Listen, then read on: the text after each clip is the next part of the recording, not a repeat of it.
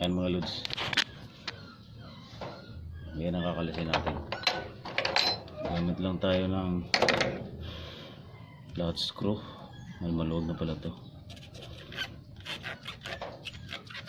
Yung return, nabalik ng tangke.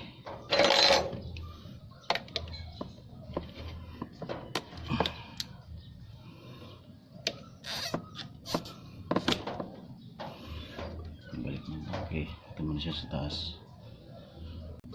Tapos yung ating papuntang carb.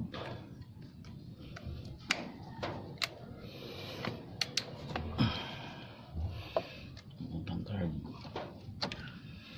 Tapos yung ating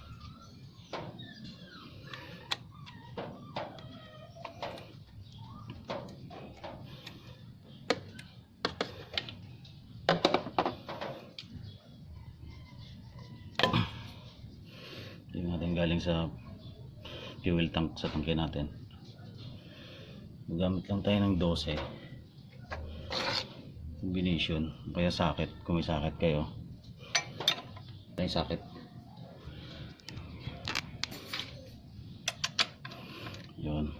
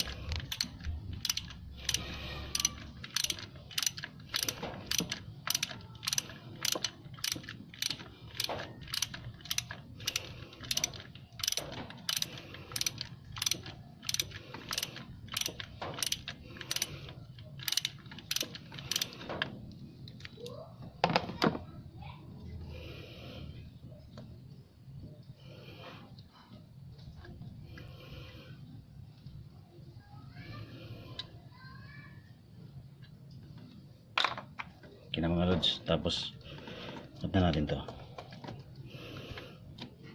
Yun.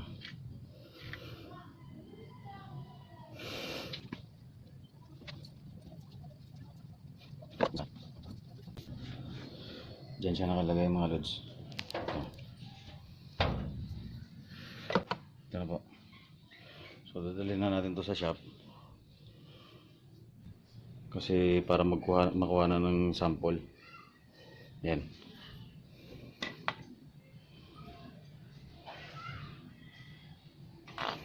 Yan siya mga lods. Yung ating fuel pump. Para dito sa Mitsubishi Lancer. Singkit. So, punta muna tayo sa shop. Bibili tayong fuel pump.